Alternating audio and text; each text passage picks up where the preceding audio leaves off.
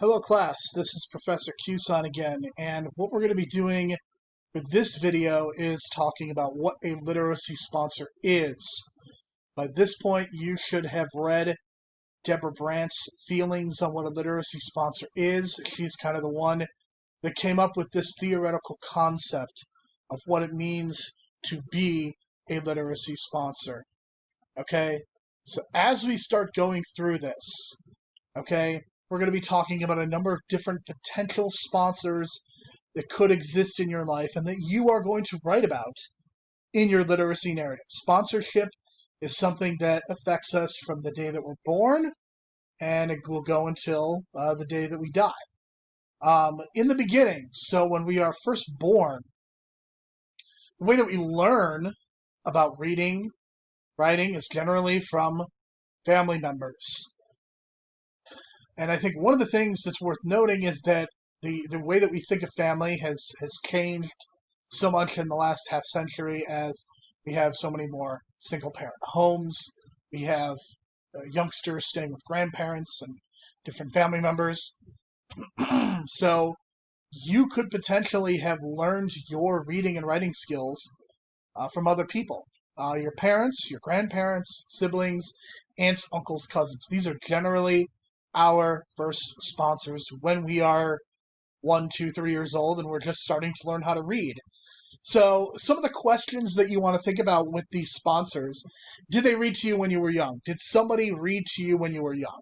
Because this can have a profound influence on your feelings about literacy, and it's really important for you to think about these attributes, because I know that for me, it made a huge difference in my want and desire to read and write, were influenced by the fact that my parents and my grandmother read to me when I was a kid.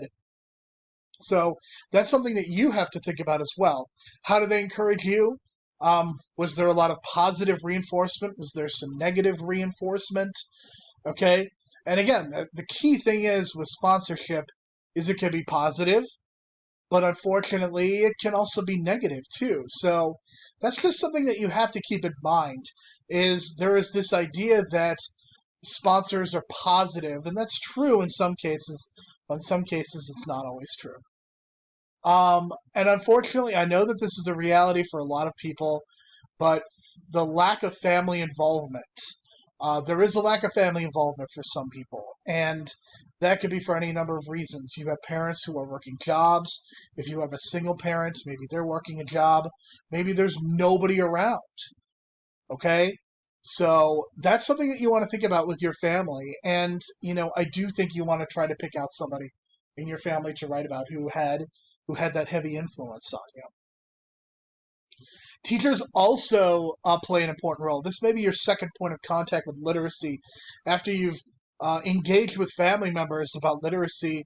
When you start preschool or kindergarten, the first person that you're generally going to see that will teach you about literacy is that kindergarten teacher, and that's hugely important for your development as you go along in your academic journey, which starts when you are 4 or 5 years old.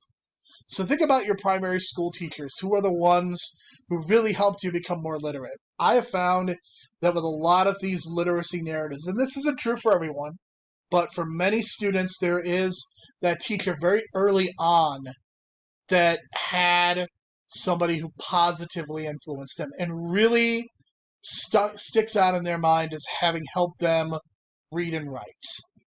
Okay, generally this is a primary school teacher, somebody kindergarten, first grade, second grade. There's generally one person. And then, on the other hand, there's also somebody who transitions from loving reading and writing to not enjoying it as much. Okay, because I found that, again, many students, not always the case, but for many students, there is a transition period that occurs in either middle school or high school where they stop enjoying reading and writing. And some of that has to do with standardized testing. Some of that has to do with the teachers themselves and their personalities. Some of it has to do with the books that they're reading. But you want to think about how you evolved, what your perceptions are of English and reading now, and who are the people who make you really enjoy it, and who are the people who maybe make you not enjoy it if that is how you feel about it. I don't think that there's necessarily a right or wrong answer for any of this. This is about your experience. Okay? What's most important is don't try to cover every teacher. Focus on the most important ones. Okay? Focus on those 2 or 3 people that perhaps have had the most influence on you. So there are some other human sponsors to think about as well. Priests, friends, coworkers, bosses. I don't really have anything specific to say about them, but these are also clearly some people that you can talk about in your experience. Okay? Priests can help you read. They can help you understand the Bible. I know that so many of you have had the experience of going to a religious service on a weekly basis. So this is something you might want to talk about. When I say priests, this includes any religious leader, regardless of what your religion is. There are figures in that religion that can help you become more literate. Maybe you've had friends who have served as sponsors, coworkers, even bosses. And again, it comes down to the idea that they can be either positive or negative.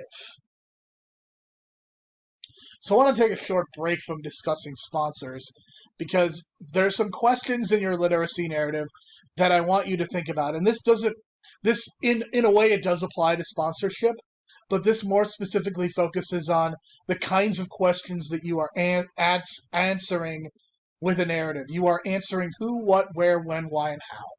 Those are generally referred to as the 5 W's and an H. Okay, the final 2 questions are most important because they really cause you to think about your literacy journey.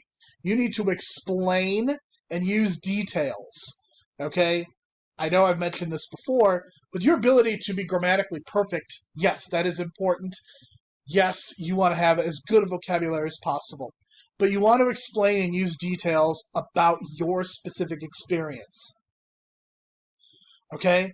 The better, your narrative is going to be so much better if you are specific and precise when discussing your experiences. Avoid cliches in your writing. Say what you mean. Okay? And if that's not quite clear, then that's something we can talk about. But it's so important that in your narratives, you are as specific as possible. Better detail you give, the better. It just makes my experience of reading your literacy narrative so much better. So we talk about people as sponsors. Institutions can also serve as sponsors. Okay, think about the schools, the quality of your schools. Did they enhance your ability to become literate? Did they hinder you in some ways? Think about the teachers. Think about the teachers and the way they taught. Think about the standardized tests. How did standardized tests affect your education and whether you liked English or not? Okay, and this bottom bullet point is something that I like to point out to students because I don't think they quite understand how school funding works. Okay, and why is your school better than other schools? Why are schools in Collierville better than the schools in Fraser? There's specific reasons for that. It's because schools get funded by property taxes. That means that if you live in a neighborhood with high-cost homes, schools are going to get more funding. If you live in a poor area, then schools won't be well funded. Think about what that means. Think about schools, because they rely on property taxes. What does it mean then if the property taxes are low, or if they're not being collected as much because of the fact that the homes are in not as great a shape? It's going to have an effect on the quality of your schools. And that's why you end up with such problems in the educational system, and there are the haves and the have-nots when it comes to school. Another way that I think this gets represented is the ACT test. Okay? Now, some of you may not have had to take it because of COVID-19. Some of you probably did. But regardless, I want you to think about the ramifications of this test. Think about the importance of this test toward your college career. Okay? You need to get a certain score to get into certain schools. And if you don't get those scores, then you will end up not having as many options for your academic career. Okay, if you get a 35 or 36, you can go to a lot more schools, get scholarships, whereas if you get an 18 or 19, then you're more restricted to where you go, and you may have to take perhaps developmental English classes or developmental math classes. Okay, so for many students, my experience has been that they do not have to pay for the test, at least the first time around. But somebody is paying $50 to $60 per person to take the test. Okay, then think about if you take it a second or third time, you're paying again $50 to $60. Do the math, multiply those numbers. It is a lot of people. It's a lot of students. And where is this money going? So what I want you to do is to do a Google search of the ACT test. Spend a few minutes looking around to see who puts out the test. Then find the value of whomever puts out the ACT test. Okay, this is where the extra credit comes in. Text me the company who puts out the ACT and the value of that company. How much is that company worth? I'm going to give you a hint. It is a very, very high number. We are talking a lot of money. We're talking in the millions of dollars, maybe even billions. I'll let you tell me. Okay? Now, when it comes to this test and this extra credit, do not ask about this extra credit during our class session. This extra credit is only for those students who watch the video. So if you are watching this video, you know about the ACT extra credit. If you do not watch these videos, they don't know. So this is a way for me to know which students are watching the videos and which ones are not. And for those who are not, they're going to miss out. Okay? So by completing this extra credit, and again, you are texting me to the phone number, you are not emailing this to me. Part of getting the extra credit is following directions, so make sure that you text me, not email me. But students will get 10 points added to their second journal entry if successful. So you successfully complete the extra credit, and you get the points added to your second journal entry, which of course is about Literacy Sponsor. So there's an article that I also want you to check out that I'm going to show to you. So I want you to read this article about the ACT test.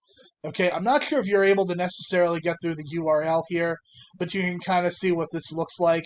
I just want you to take a quick look at this. This is not required reading, but I think this is short enough to where you can kind of get an idea of the problems with the ACT test. So definitely check this out, and you might want to even Google search the ACT biased, inaccurate, and misused. Because make no mistake about it, as an institution, this is a literacy sponsor. The ACT is a literacy sponsor. What does this test having such an influence mean for students? How does this literacy sponsor create opportunities and present limitations? There are also some other institutional sponsors, including prisons, community centers, hospitals, rehab facilities, jobs, and offices that you could talk about in your writing.